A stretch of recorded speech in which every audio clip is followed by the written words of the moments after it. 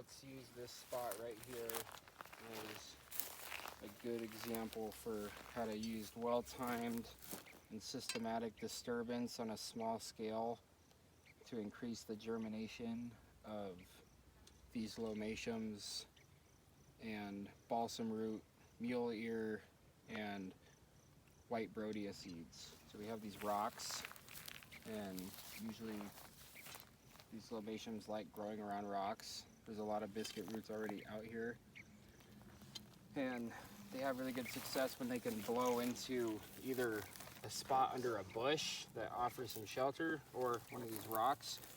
So I'm going to use this digging stick to just turn up these rocks.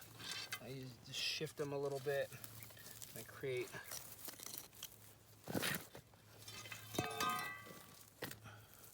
And right now we're at a spot where there was a fire in '96. Is that it? sometime in the 80s or 90s. And it's still pretty treeless. There's a few over But there. the diversity in this spot is like Insane. like compared to where it's just in the forest. Like the diversity in this is just absolutely incredible. On the whole, like we walked through 10 miles of the this. burn, and there was a lot of variance. In some areas it's just ponderosa pines and granite with hardly any plants, and Yeah. other places it's just meadows of different plants. So And the granite substrate too, like this whole area is all granite, and you know, geology and plants are always, they kind of aren't separable, you know, and the geology will determine like a lot of characteristics of these plants. what about granite soil is good? Is like what's something to know about it? It's just like it usually is really well draining and doesn't hold a lot of nutrient. But like some of the biscuit roots we've dug are really skinny and long here. But different habitats create different habits in plants, you know, so soil type really matters a lot. Okay, so come check this out. This is an example. I turned up these rocks and I created like I just dug up this big one and rotated it, and then brought other rocks in and kind of put them on. So I'm creating little things like that. Okay.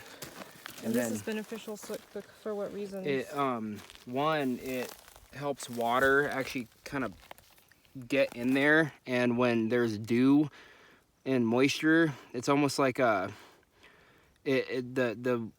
whatever plants or and seeds are in here, and from the time that they germinate, from the time that they're planted now in the summer when it's really hot, it will give them shelter and shade and moisture. It's like it holds a little bit more moisture, and it stays cooler than the whole surrounding area. It's pretty hot here in the daytime. And it's super hot in the daytime.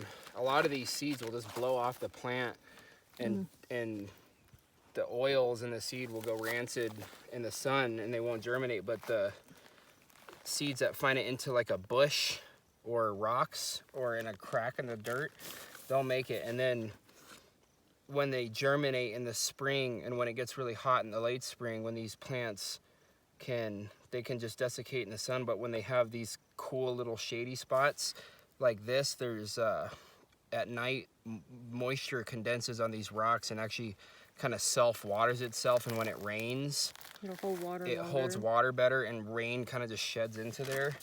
Can you show us the seeds up close?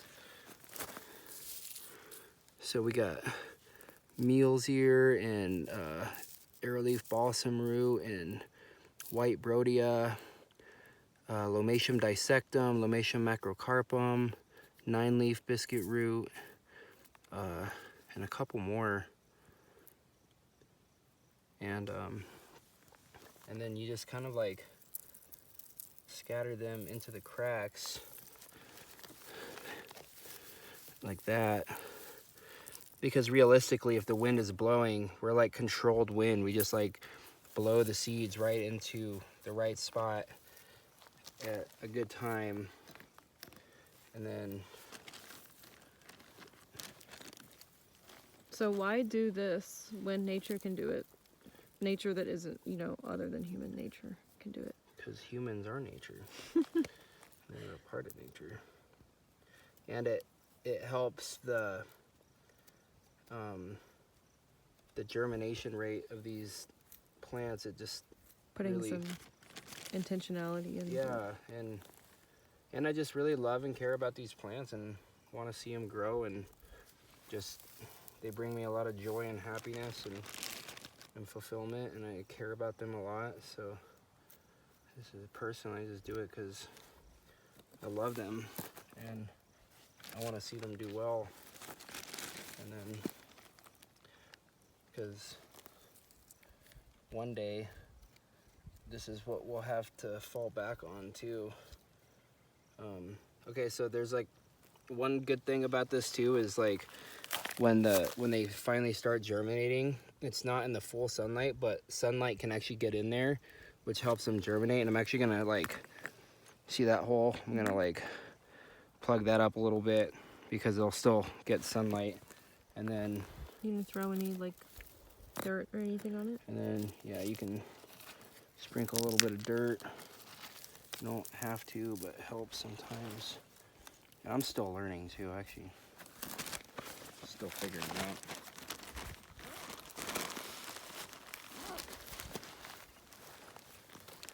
out.